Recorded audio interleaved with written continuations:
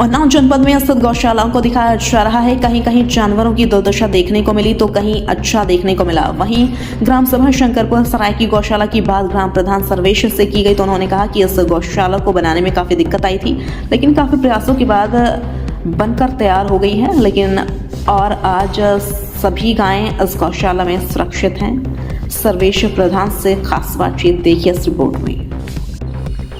नमस्कार, आप देख रहे हैं 4 भारत टाइम्स। मैं एसपी सिंह इस समय हूँ उन्नाव जनपद की ग्राम सभा शंकरपुर सराय में। और जैसा कि मैं आपको बता दूं, हमारा चैनल लगातार उन्नाव जनपद की गौशालाओं का निरीक्षण कर रहा है, देख रहा है, वहाँ की साफ़ सफाई देख रहा है और किस तरह से जानवर रखे जा रहे हैं। इस पर हम लगातार इन चीज़ों को आपको अपने चैनल के माध्यम से दिखा रहे हैं। इसी के क्रम में आज हम ग्राम सभा शंकरपुर सराय में आए हैं और हमारे साथ मौजूद हैं गाँव के प्रधान।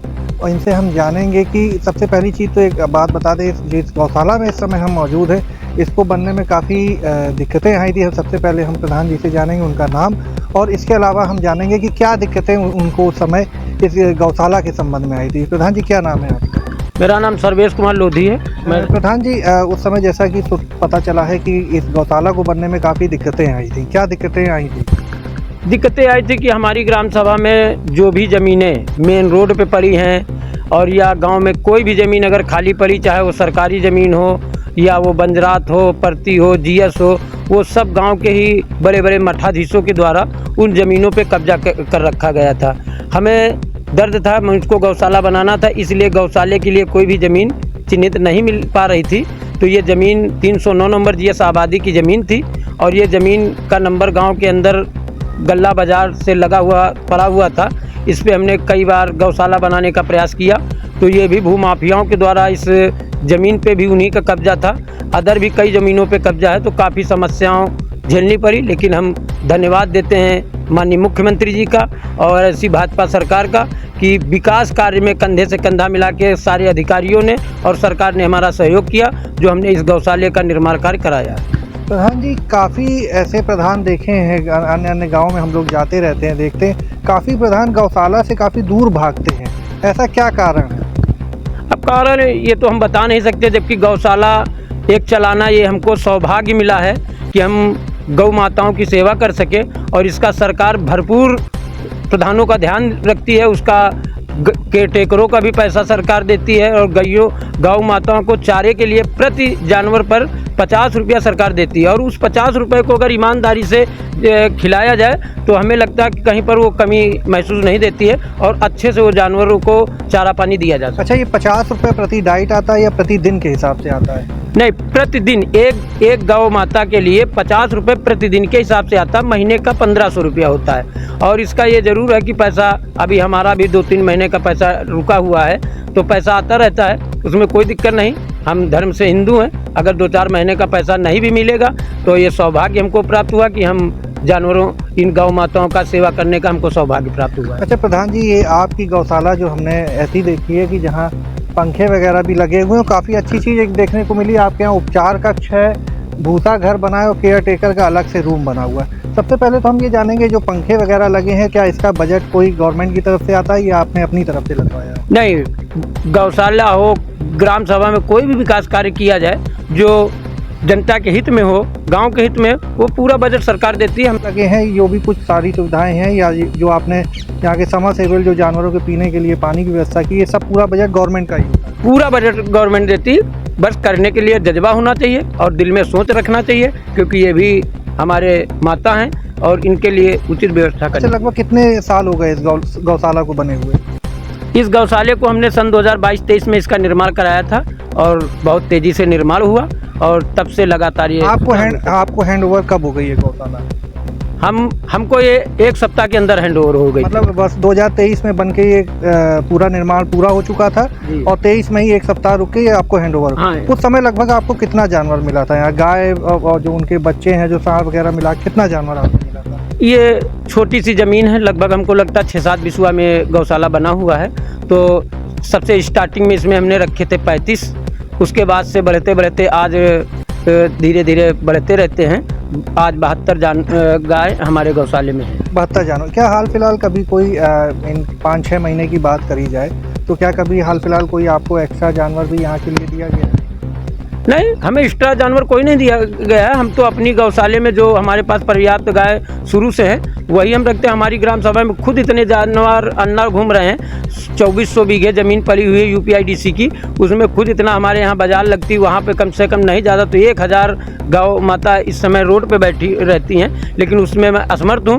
मैं तो सरकार से निवेदन करता हूँ कि वो हमको कहीं से जगह उपलब्ध करा दें। हम तो चाहते हैं कि हमारी ग्राम सभा में एक नहीं 4 गौशाले बन जाए और मैं चारों गौशालों को पूरी ईमानदारी से चलाने का। अच्छा, जिस तरह अगर देखा जाए कि मतलब जो आपकी गौशाला में जानवर मौजूद है ये तो ठीक है, लेकिन जैसे जो आपकी ग्राम सभा है, अगर वहाँ जब हम बाहर निकलते हैं, मार्केट एरिया लगता है, देखते हैं काफ़ी जानवर जो है शाम के समय वहाँ बैठा रहता है और वाहन निकलने वाले जो वाहन लेके चलते हैं काफ़ी हादसे भी ऐसे हो सकते हैं। तो इस पर आप क्या कहना चाहेंगे? या जैसे कि आपके पास एक यहाँ की सीमित दायरा है, यहाँ पे आपने जैसे बताया 72 जानवर आपके पास है, आप जो सड़क पे जानवर बैठे रहते हैं इनके लिए क्या कहना चाहेंगे? उसके लिए मैं बहुत असमर्थ हूँ और आपके न्यूज़ चैनल से भी क्षमा मांगना चाहता हूँ कि इतना बड़ा गौशाला हमारे पास नहीं है, क्योंकि गाय हमारे यहाँ लगभग 1000 से 2000 गाय घूम रही रोड पे बैठती हैं। आए दिन मृतक भी होती हैं और उनका अंतिम संस्कार भी हमको कराना पड़ता है, जिसमें अधिकारी भी दबाव बनाते हैं और करते भी हैं। उसके लिए हमको कोई अंतिम संस्कार का पैसा भी नहीं दिया जाता है,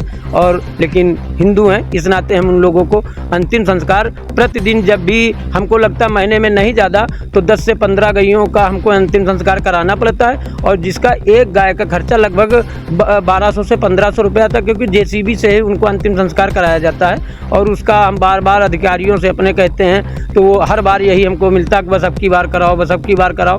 तो हम जानते हैं कि मिलना जुलना कुछ नहीं, लेकिन हम अपनी गौ माताओं को अपना सौभाग्य मान करके वो गौ माता, इसलिए हम उनका अंतिम संस्कार लगातार प्रतिदिन कराते रहते हैं। अच्छा, अगर चिकित्सा की बात करी जाए, जैसे अगर कोई जानवर आपका बीमार हो जाता है गौशाला में और गौशाला के बाहर भी, क्योंकि मौसम ऐसा है और सड़क पे भी बैठा जानवर मान लीजिए किसी वाहन से टकरा जाता है, चोट लग जाती है, या मान लीजिए आपके गौशाला में मौजूद है बीमार पड़ जाता है, तो ऐसी स्थिति में डॉक्टर का क्या रोल रहता है? हमारे यहाँ डॉक्टर साहब हमारे गांव में ही जानवरों का चिकित्सालय बना हुआ है, और वो डॉक्टर अतुल सिंह जी हैं, बहुत अच्छे डॉक्टर हैं और इतने तेज तर्रार हैं कि जब भी हम फ़ोन करते हैं, और उनका एक काम और है कि वो प्रतिदिन एक राउंड हमारे गौशाले में वो ज़रूर मारते हैं। और जहाँ पर भी रोड पर या कहीं अदर जगह मिलती है, हमको कोई ग्राम सभा का कोई वासी अगर सूचना करता है या हमको कोई दिक्कत, तो उनको जैसे ही हम सूचना करते हैं वो 5 से 10 मिनट में उनका उपचार करने के लिए वो स्वयं आते हैं। और उनके पास टीम भी है, वहाँ जूनियर डॉक्टर भी हैं, वो आते हैं लगातार। जब भी हम फ़ोन करते हैं वो उपचार के लिए हमेशा वो खड़े रहते हैं। अच्छा, काफ़ी गौशाला में अंदर हमने देखा है तो एक पट्टिका लगी रहती है जहाँ पे लिखा होता है कि हमारे पास इतने इतने जानवर हैं, मतलब इतने गाय हैं, इतने उनके बच्चे हैं, इतने सांड हैं। ऐसा भी फिलहाल यहाँ कुछ देखने को नहीं मिला है। नहीं, पट्टिका तो खैर हमने नहीं लगवा रखी है, क्योंकि हमारे में गायें बढ़ती भी रहती हैं, घटती भी रहती हैं। कभी कोई किसान 1-2 ले भी जाते हैं और कभी वो 10-5 लाते भी हैं, तो हम उनको लिया भी करते हैं, इसलिए ये पट्टिका हमने नहीं लगा रखी है। और रजिस्टर है, रजिस्टर मेंटेन रहता है, रजिस्टर में उनकी बाकायदे एंट्री होती है। और डॉक्टर साहब जो अतुल सिंह जी हैं वो खुद परमानेंट रोज़ का रोज़ वो एंट्री करते हैं और रोज़ वो रजिस्टर चेक करते हैं। ऐसे में हमारे संग जो ग्राम सभा के प्रधान हैं सर्वेश जी, इनका अगर देखा जाए जज्बा कि गायों के प्रति बहुत है, जैसा कि अभी इन्होंने बताया, इनका मन करता है जो सड़क पर बैठी गायें हैं उनके लिए भी अगर स्थान होता तो ये उनकी भी सेवा करते। और साथ के साथ अगर अंतिम संस्कार की बात करी जाए तो जैसा कि प्रधान जी ने बताया कि इनके द्वारा, ये शायद अभी तक मैं कहना चाहूँगा कि ये पहले ऐसे प्रधान होंगे जिनके जुबानी सुना गया है कि ये गाँव जो गाय ख़त्म हो जाती है, कोई जानवर ख़त्म हो जाता है तो उसका अंतिम संस्कार भी करते हैं। हालांकि उसका बजट प्रधान जी नहीं आता है ना, कोई बजट उसका नहीं, बजट प्रधान जी कोई 1 रुपया बजट नहीं मिलता। हम बार बार कहते रहते हैं, लेकिन बजट उसका नहीं मिलता है। अधिकारी दबाव बनाते हैं कि कराइए, अब उनके ऊपर भी दबाव आता है। ये खर्चा कहाँ से आता है? जैसे मान लीजिए ये जानवर है, ये ख़त्म हो गया, आप बता रहे हैं 1000 से 1200 रुपये एक जानवर में मतलब खर्चा आ जाता है, तो इसका खर्चा मान लीजिए ये कहीं ना कहीं आप पे बर्डन पड़ता होगा, फिर आप इस चीज़ को कैसे मैनेज करते हैं? लोग चुनाव लड़ते हैं, हमारे सामने जो भी लोग लड़े हैं चुनाव, कोई 30 लाख लगाया है, किसी ने 50 लाख लगाया, कोई 50 लाख लगाने की सोच रहे हैं, तो हम तो ये सोच के अंतिम संस्कार करते हैं। क्योंकि मैं भी मजदूरी का काम करता हूँ, 1000-1200 का मैं कारीगर हूँ, मेरे पास शटरिंग का कार्य है, तो मैं ये समझ के कार्य करता हूँ। मेरे माँ बाप नहीं हैं, तो ये सौभाग्य हमको मिला है। जो लोग चुनाव में पैसा खर्चा करते हैं, हम अपने गौ माताओं के अंतिम संस्कार में और उनके उपचार कक्ष में और उनको पेट भर के चारा देने में ये खर्चा करते हैं। इन्हीं के सहारे मैं चुनाव में पुनः फिर आऊँगा और देखते हैं कि किसके ऊपर गौ माताओं का आशीर्वाद रहता है। इनके आशीर्वाद से ही अभी तक दुनिया हमारी टिकी हुई है और ये हमारे देवता हैं, इसलिए पूजते हैं। हमारे संग गांव के प्रधान शंकरपुर ग्राम सभा लगती है उन्नाव जनपद में। इसके प्रधान सर्वेश जी थे, जिन्होंने अपनी गौशाला के बारे में बताया। और सबसे अच्छी चीज़ हमको जो देखने में लगी, यहाँ पर उपचार कक्ष, भूसा कक्ष और केयर टेकर कक्ष और तीनों ही चीज़ें बनी हुई हैं। और प्रॉपर 2 लोग यहाँ काम कर रहे हैं, जिनके अगर वेतन संबंधी भी बात हमने उनसे करी तो ये पता चला कि उनको समय से वेतन मिलता है। एक बार अगर उनको वेतन में लेट होता है तो प्रधान जी उसको किसी तरह मैनेज करवा के वो देते हैं। और सबसे बड़ी चीज़ अगर आपको कही जाए तो जन्म देने वाली माँ, अगर जिसने हमें जन्म दिया है उसके बाद अगर हम इस भारत में अगर किसी को माँ कहते हैं तो वो गाय है। और उसके लिए प्रधान जी अपनी तरफ से जो भी सहयोग हो सकता है वह पूरा सहयोग करते हैं। मैं SP सिंह, कैमरामैन हर्ष वर्मा के संग, जनपद उन्नाव।